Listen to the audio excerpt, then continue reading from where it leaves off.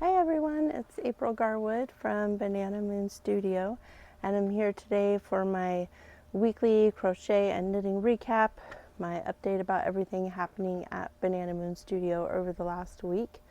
I'm out on my deck because, again, family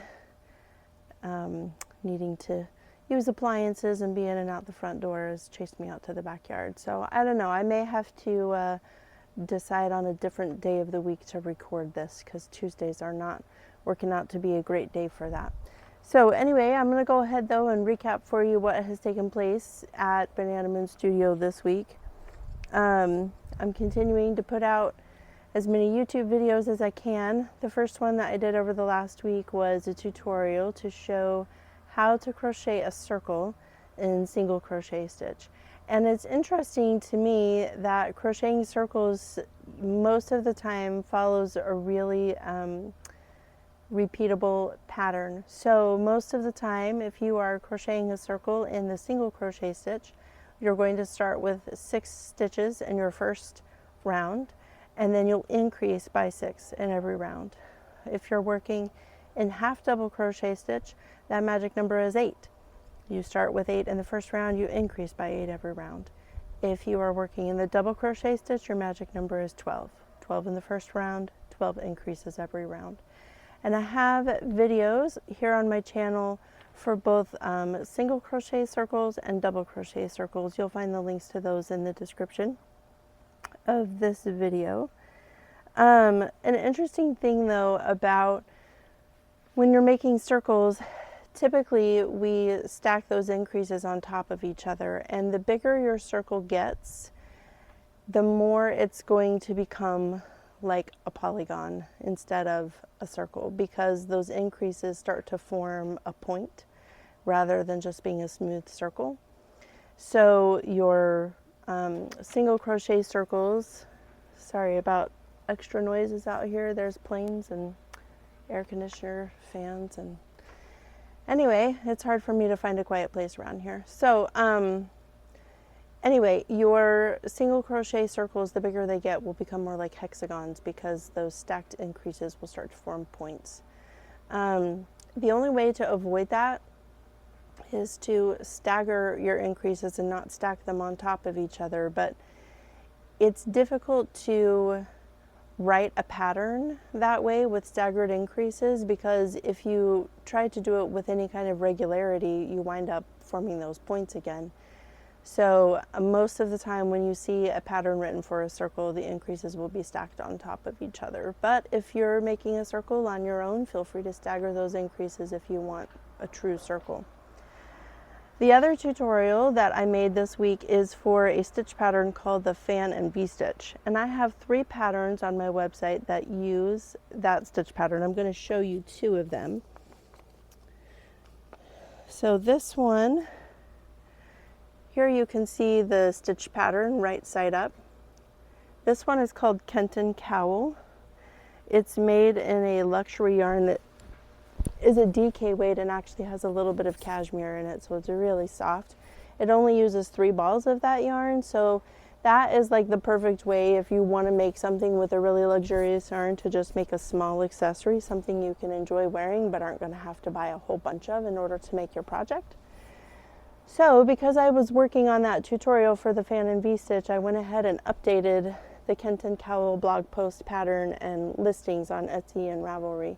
And what that means is a few years ago I made a few changes to my branding, and so I'm going back through some of my older patterns and updating the fonts that I used and a little bit of the formatting of the way that I write patterns, colors, pictures, things like that.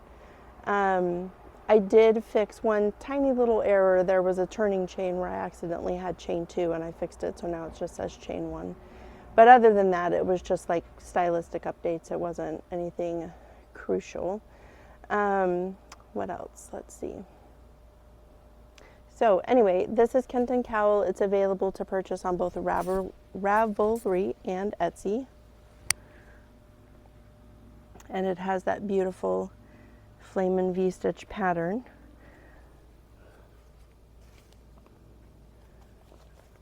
One of One of the other patterns on my website that uses the same stitch pattern is actually one of my wristlet keychains. I have a pattern on my website for 3 wristlet keychains, and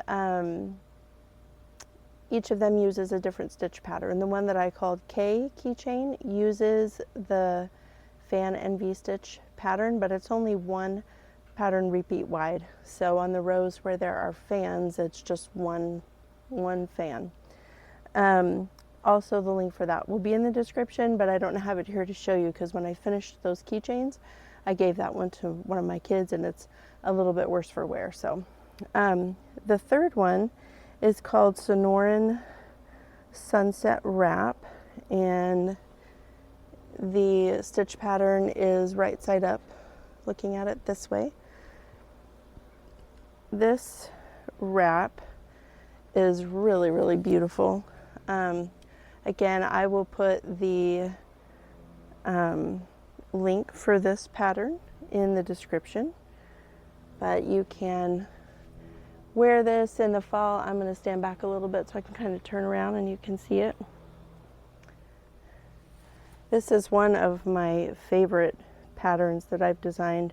When I decided to put the stripes in here of the contrasting colors, if I remember right, I decided I want to kind of base the stripe pattern on the Fibonacci sequence, which is kind of weird because I'm not really a mathematician at all, but I don't know. It was an idea that I had heard somewhere and I thought it sounded fun. So you can see that the Fibonacci sequence is like where you take 0, so if your first number is 0 and you do 0 plus 1, then your next number is 1. And then, gosh, I'm having trouble remembering how it goes. It's like you add the 2 previous numbers to get the next one, so that's why we have 1 and 1 and 1, and then 2 and 3, and then we have 1, 2, 3, 4, 5 rows, and then I think the bottom one is 8 rows. Anyway, like I said, I'm not a mathematician. So this one is done in sock weight yarn, 2 contrasting colors, and both of those colorways have very long, subtle color shifts. So this one is going to take quite a bit of time to make because it's done in sock yarn, but that also keeps it from being too terribly heavy as a layering piece. But you can see just how beautiful that fan and V-stitch is in this piece. The pattern for both the cowl, or not both, but all 3, the cowl, the keychain, and this wrap are free on my website with the option to purchase a paid PDF.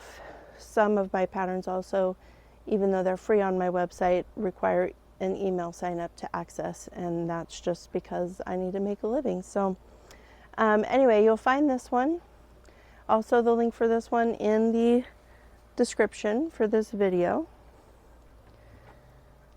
So that, and also you'll find the links for those 2 video tutorials in the description as well.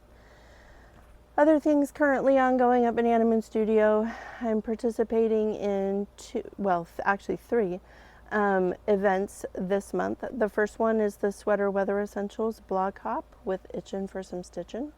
I've already had my feature day, but there is a free pattern you can download each day as part of that event, or if you want all the patterns without the hopping back and forth between websites, you can purchase a pattern bundle of all 32 patterns. That event continues through November 1st. And again, look in the description for this video for those links.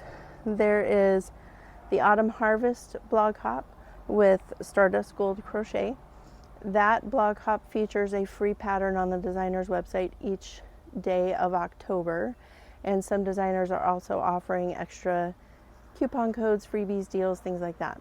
My feature day is tomorrow, and that pattern that is featured is my fall pumpkin coaster and hot pad.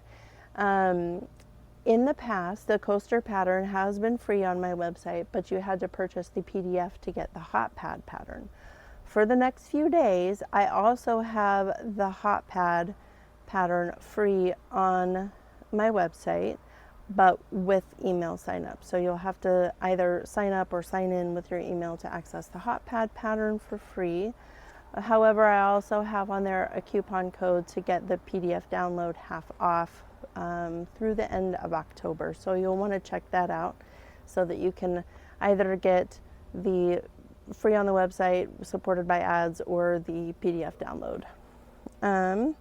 The other event that I'm participating in is called Yarnsgiving, and this is an event that's taking place, I believe it started October 12th and goes through maybe the first week of December. This is an event that has been planned and hosted by the Craft Yarn Council.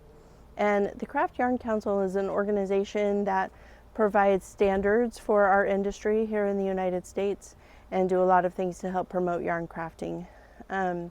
You can find all the details about that event at yarnsgiving.com. And my part in that was that I am providing a knit Christmas ornament pattern that is available free on my website that uses yarn from one of the members, supporting members of the Craft Yarn Council.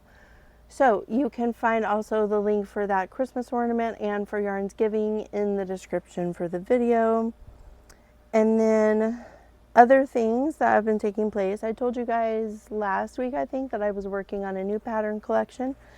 I got a little bit more yarn for that this week. So these are maybe some little teasers, though it doesn't look very exciting. It's just plain white worsted weight acrylic. But this is some of the yarn that I got for that collection. And then I also received this yarn for that collection.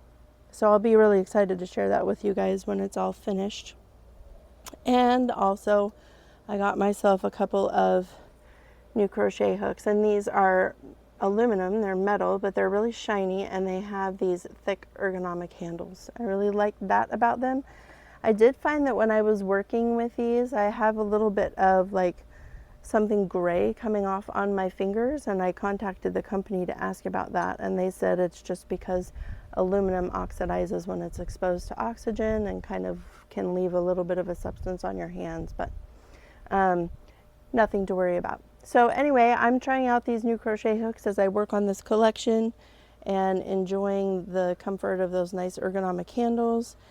And that, I think, is everything that's happened at Banana Moon Studio this week, except that I am coming down with a cold. I don't know if you can hear it in my voice, but I can feel it in my throat, and I have a little bit of a headache today. Not that this is anything serious, but you know, it just doesn't feel very good to be sick. But anyway, I am going to sign off. Please like, subscribe, and share, and I hope all of you have a lovely day. Bye.